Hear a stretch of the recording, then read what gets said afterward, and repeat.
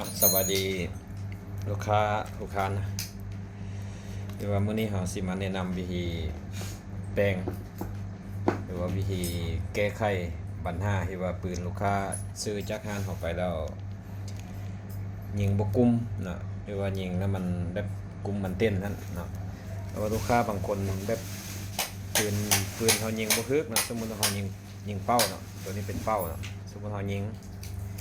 บัดนี้ฮึกอยู่ฮึกเป้ายิงปลาซ่องแล้วปะไว้ในเนินยิงกันบ่ออกซ้ายออกขวาขึ้นเทิงหรือว่าลงลุ่มนะคันเป็นแบบนี้นะมันลักๆมันเป็นนำแรกแล้วเนาะคือว่าผ่านมาลูกค้ายิงมันฮึกเป้าดีๆมันใส่ไประยะนึงแล้วมันยิงบ่ฮึกนะกุมเต้นนะลูกค้าบางคนเอาไปปรับกล้องไปหั่นกล้องบางคนจนกล้องเพแล้วก็ลูกปืนไปซ้ายแล้วหั่นกล้องไปนำลูกปืนไปขวาก็หั่นกล้องขึ้นไปนำเนี่ยปัญหานี่มีแต่ลูกค้าเฮ็ดตามเฮาเลยเด้อแรกคือแรกจีนบ่ว่าแรกจีนบ่ว่าแรกมูวีอาร์แรกยังก็คือกันเนาะคันเฮาใส่ไปดนใส่ไประยะนึงมันจะมีพบปัญหานี้แล้ววิธีแก้ไขก็ง่ายๆเนาะมีแต่ว่าลูกค้าเบิ่งแล้วก็เฮ็ดตามเฮานี่ก็ได้เลยจะได้เลยเนาะหรือว่าคันลูกค้าบ่มีหัวเฮ็ดลมหรือว่าบ่มีตัวหัวอันเฮ็ดหัวของนี้มีแต่ลูกค้าใส่สูบฟิล์มแล้วก็สูบเบิ่งเนาะแล้วกรณีสูบแล้วเนาะมีแต่ลูกค้าเป่งเป่งเป่งเกวัดลมในด้านแห่งด้านห้างเลยบ่ให้เป่งด้านนี้เป่งด้านแห่งด้านห้างหรือว่าเป่งด้านซ้ายเนาะเป่งลมออกหลังจากเป่งลมออกหันหัวเห็ดลมออกเอาน้ำใส่เบิ่งเนาะเวตัวนี้ลูกค้าฝากมาแปลงมันบ่ได้นะเอาน้ำใส่มันก็ฟดปัดแล้ววิธีแก้ไขเดี๋ยวเห็นเดี๋ยวนี้เลย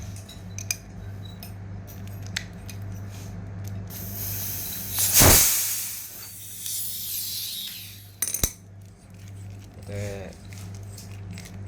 ค่าเห็ดตามเขาเลยจะได้รถนะ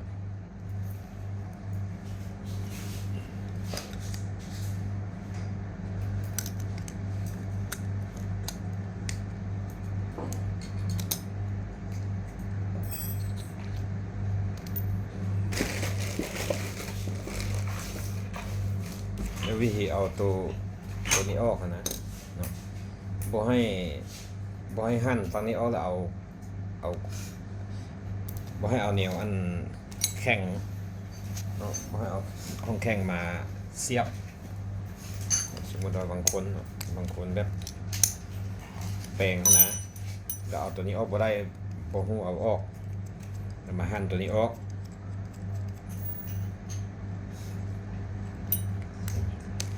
หั่นตัวนี้ออกแล้วเอาอันใส่อันไข่กวางหรือว่าใส่หยังแง่นี่นะเอาบ่แนะนำให้เฮ็ดเด้อตัวนั้นเด้อวิธีนั้นบ่แนะนำให้เฮ็ดเพราะว่าบางครั้งมันมีหอยแหลมบ่หรือว่ามันยังเวลาพังตัวนี้เข้าไปแล้วมันจะเฮ็ดให้ซูเปอร์ลีนกันลมย้อนตัวนี้ของเฮานี่มันว่ายหรือว่ามันว่ายมันมีหอยคู่คีดนะมันจะเฮ็ดให้ลมเอาหัวอะไรได้เนาะมีแต่เอาน็อตใดก็ได้เนาะที่ว่ามาหั่นมันจะมีหูน็อตเนี่ยหั่นเข้าแล้วก็ดึงออกง่ายๆเนาะแล้วคือแรงแว่นตัวนี้คือกันว่าตัวที่ว่าเข้าเรียงมาในโรงงานนี่ตัวคูความยืดมันจะง่ายหนึ่งแล้วก็ความหนึ่งแล้วก็มาอันง่ายสองความสองแล้วก็มาอันง่ายหนึ่งแล้วก็ความหนึ่งเนาะตัวมาในโรงงานเท่านั้นเราต้องแก้เรียงไม่เนาะทำให้ความสองง่ายสองความสองง่ายสองจนสุดเนาะจนครบ8 แหวนแล้วก็นี่ลมหัวเนาะให้ลูกค้าเปลี่ยนโอลิงตัวนี้นะมันมีโอลิงตัวนี้เปลี่ยนโอลิงตัวนี้ออกแล้วก็เปลี่ยนโอลิงตัวนี้ก็เรามีเบิ้งซูเปอร์ลินเบิ้งหน้าซูเปอร์ลินนี้ลูกค้าซื้อไปกันใส่ไปในนั้นหน้าซูเปอร์ลินนี่มันจะยุบเข้ากันหน้าซูเปอร์ลินตัวนี้ยุบเข้าหาปัดแต่มันยังมันเลิกก็ซูเปอร์ลินมาแต่โรงงานมันจะมีหูอยู่ด้านหลังมันก็คือกับว่า ก็คือกับว่าตัวนี้มันจะแข็งเนาะจะตันเลยเนาะแต่ว่าตัวมาที่โรงงานมันจะอ่อนแล้วก็มีหูน้อยนึงเนาะแล้วการใช้งานมันจะบ่ใช้ได้โดนคือกับตัวนี้รับประกันเลยมันจะแข็งดีตัวนี้นะคือลูกค้าซื้อเครื่องจักรเขาไปขนาดอยากให้เขาอัปเกรดให้เบิดเขาก็อัพให้ได้เนาะคือเพราะว่าซื้อวาล์วจีนจากอัพเป็นอันแว่นมุยอาแล้วก็อัพเป็นซูเปอร์ลินกันลมย้อนนี่เอาตัวแข้งใส่เขาก็อัพให้ได้เนาะแล้วเขาก็บวกราคาใส่เพิ่มเล็กน้อยเนาะกับบ่หลายเพิ่มเล็กน้อยเนาะหลังจากเราเอาแกะตัวนี้ออกมาเนาะกันว่ามันไล่นะจะเราเอากระดาษทรายไปพันเนาะคันลูกค้าบ่มีสว่านก็มีแต่ว่าจับตัวนี้ให้มันเที่ยงๆแล้วก็คอยฝนให้หน้ามันเที่ยงคันลูกค้ามีสว่านก็แม่นใส่สว่านหั่นเลยจะสบายเนาะมันไวแล้วก็ละเอียดดีกว่าเฮาเอามือตั้งฝนเนาะแล้วซีกกระดาษทรายน้อยๆแล้วก็เลือดสว่านแล้วเราก็คอยบดเนาะเรียกว่าคอยบดหน้าซูเปอร์ลินตัวนี้คือว่าให้มันเรียงที่สุดให้มันเรียบที่สุดเนาะกระดาษทรายมันเอาตัวอ่อนสุด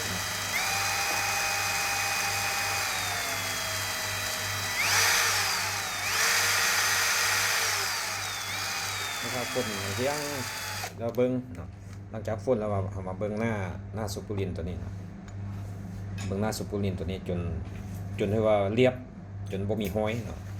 หลังจากบ่มีห้อยเนาะก็แม่นหั่นเอาออกเลยเอาออกประกอบใส่ได้เนาะแต่ว่าตัวนี้เฮาเฮ็ดเป็นแนวทางให้ลูกค้าเบิ่งเด้อแต่ว่าตัวนี้เฮาก็เปลี่ยนให้แล้วตัวนี้นะแว่นเฮาก็เลี้ยงไม้ให้แล้วแต่ว่าเฮาเฮ็ดแนวทางให้เบิ่งเด้อคันลูกค้าเอามาเฮ็ดเองต้องได้เปลี่ยนตัวนี้โอลิงเนาะแล้วก็เปลี่ยนโอลิงตัวนี้แล้วเปลี่ยนครบ3ตัวนี้เนาะสำหรับเหล็กแปดแวนเนาะแล้วก็มันประกอบใส่ได้เลยแล้วหั่นฝ้าตัวนี้ปิดตัวนี้ตรงลูกค้าให้หั่นแน่นๆเลยบางคนหั่นพอเข้าไปแล้วก็ป้าเลยนะมันบางอย่างใส่โดนไปแล้วมันจะหมายออกมันจะเหี่ยวได้เนาะตัวนี้พอหั่นเขาแน่นๆแล้วก็ตึงมือแล้วเนาะจากนั้นก็หั่นตัวนี้ซะเลยหั่นตัวนี้มันหั่นเข้าประจำเลยหั่นเข้าจำแล้วลูกค่าหมายประมาณ4 รอบนะประมาณ4 รอบมันก็4 รอบก็อีกประมาณ2 รอบครึ่งเนาะประมาณ4เนาะเอาหมายสักนิดนึง2 3 4น้อยนึงเนาะแล้วก็หั่นเอาตัวนี้แน่นเลย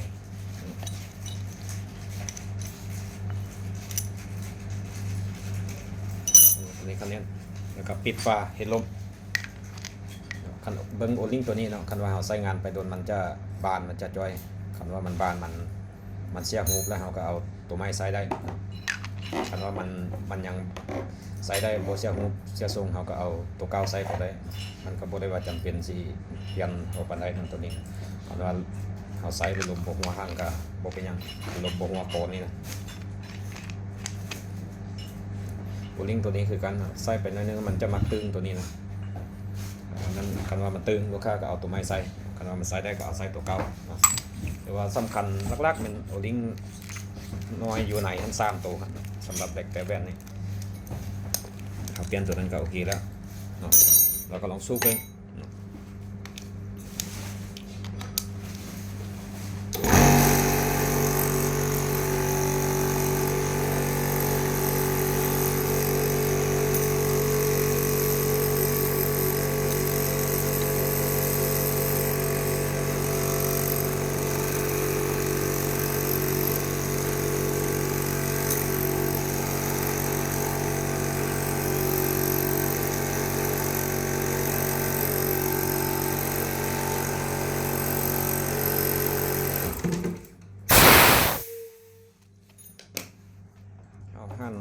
กี้เฮาหั่น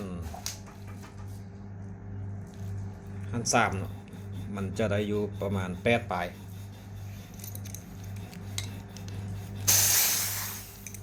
น่าจะประมาณ4รอบครึ่งประมาณ4แบบหั่นนะ4แบบหั่นเอาน้ำใส่คือว่าโอเคแล้วเนี่ยนะคือว่าเฮาเฮ็ดจังซี่แล้วแรกเฮามันบ่มีลมฟิวบ่มีฟอสบ่มีหยังออกมานี่แล้วมันคือว่าโอเคแล้วแรกคือว่าแรกเฮาได้คำว่าเฮาเฮ็ดแนวนี้แล้วปืนเฮายังบ่กุมแล้วลูกค้าไปเบิ่งอีกจุดนึงเนาะไปเบิ่งอีกจุดนึงเนาะแรกสมุดตัวนี้เป็นจุดปืนเนาะมันมีเรามีหยังอยู่จังซี่เนาะแล้วลูกค้าลองซากแล้วเอามือใส่หรือว่าเอายังใส่ก็ได้เอาสเปรย์ยังซีดใส่ก็ได้ซีดใส่ตัวนี้ซีดใส่บนเหล่านี่นะซีดใส่เบิ้งแล้วเขายิงเบิ้งเนาะคันแม่นลมตีออกมานี่เป็นไอเป็นอย่างตีออกมานี่ไล่ๆคือว่าต้องได้เปลี่ยนโอลิงตัวนี้เปลี่ยนโอลิงเราเนาะบางทีโอลิงเราเขามีหอยคาดหอยซีกเวลาเขายิงมันลมจึงตีนี่เวลาลมออกให้ลมออกยังมันเฮ็ดให้ลมทรงลูกโบเต็มที่มันก็เฮ็ดให้ปืนเฮาบ่กุมก็มีเนาะอีกปัญหานึงซ่อมกับตัวนี้โอลิงป้อนลูกเนาะเวลาเฮาใส่ไประยะนึงมันจะจ่อยเวลาเฮาซากเขายิงไล่มันก็จ่อยเนาะคันมันจ่อยมันก็เฮ็ดให้ลมตีออกท้ายนี่มันก็เฮ็ดให้ปืนเฮาบ่กุมคือกันมันมีหลายสาเหตุเนาะลูกค้าเนาะสำหรับปืนลมหลักๆก็แม่นคือเฮาว่านะปัญหาที่ว่ามันยิงบ่ฮึกเนาะอันนึงก็ว่าเลี้ยงเบิ่งตัวทิ้งตัวเหล่านี่เนาะตัวเลี้ยงปอลูกนี่ว่าบ่ให้มีลมหัวออกมาข้างหลังเวลายิงเนาะมันซ่องมาก็แม่นแลกเฮาเนาะแลกเฮาบ่ไหลมันก็โอเคเนาะคันแลกเฮามีมันไหลมันเอาน้ำมันยังใส่มันฟดมันยังอยู่คือว่าลูกค้าเอาไปยิงเอาไปนำใส่คือว่าบ่โอเคละเนาะบ่ฮึกละแต่ว่าตัวนี้ได้แล้วมีแต่ว่าเป็นอันนี้มีแต่ลูกค้าก็ปรับเอาเนาะมักลมสำไหนก็ตั้งไปตามนั้นเนาะมักแห้งก็หันออกมักคอยกับมูลเข้า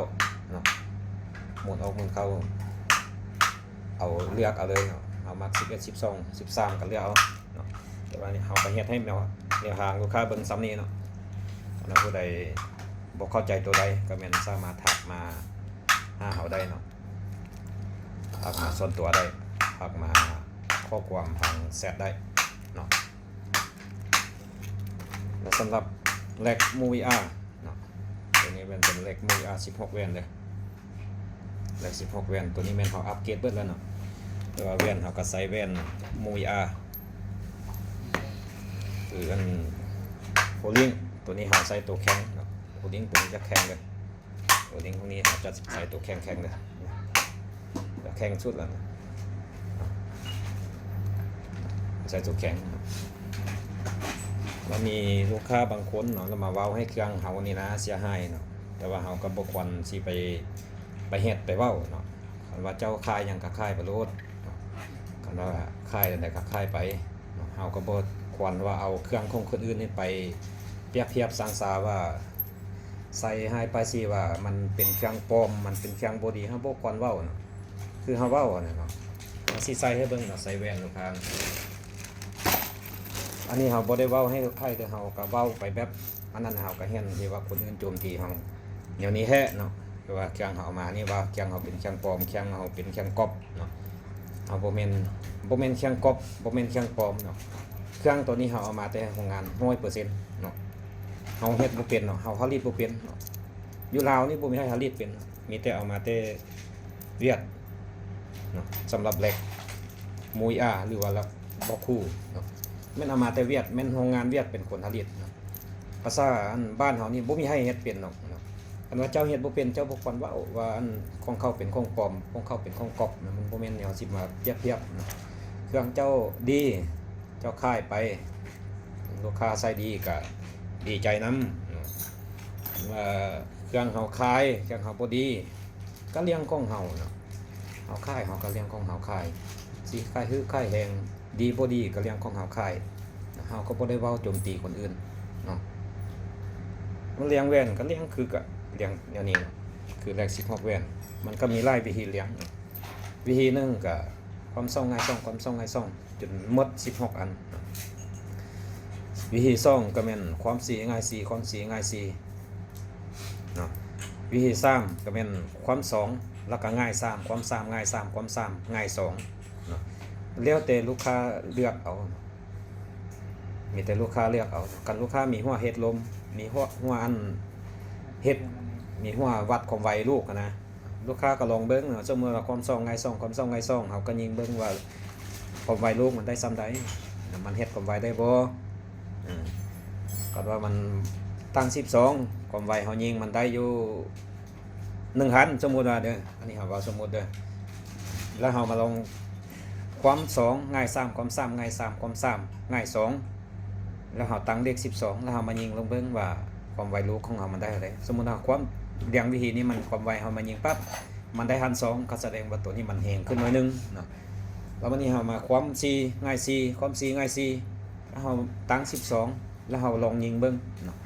ว่าความไวมันได้ส่ำใดบางเที่ยตั้งความ4ง่าย4ความ4ง่าย4มันยิงได้1,500เด้สมมุติว่าแสดงว่าความไวความ4ง่าย4มันเฮ็ดความไวได้ดีกว่าแต่บางลูกค้าก็เลือกเอาว่าเฮาสิเลี้ยงวิธีใดเนาะเลี้ยงแว่นมันก็มีหลายวิธีคือเขาว่าแล้วเจ้าห้านเจ้าสิเลี้ยงหยังก็เลี้ยงของเจ้าค่อยสิเลี้ยงไปก็เลี้ยงของค่อยสมมุติว่านะขายเครื่องนะเฮาบ่จำเป็นต้องเอาของคนอื่นมาเปรียบเทียบสั่งซาบ่จำเป็นต้องว่ารุ่นนั้นเป็นของปลอมรุ่นนี้เป็นของแท้เจ้าบ่เว้าอันนั้นหั่นน่ะมื้อหน้าอันน่ะอันนี้ก็ค่อยเว้าไปซื่อๆเด้อก็ผู้ใดเว้าก็ฝากให้คิดคันผู้ใดบ่เว้าก็ขอให้นำลูกค้านั่นแหละเนาะเอาขายเครื่องเฮาก็ขายไปขายคือขายแฮงก็เลี้ยงของเขาเนาะดีบ่ดีก็เลี้ยงของเขาแม่นบ่อันนี้เฮาก็สิมาแนะนำอย่างนั้นเด้อเรื่อง Movie R ของเฮาก็มีหอมทรงนะคือว่า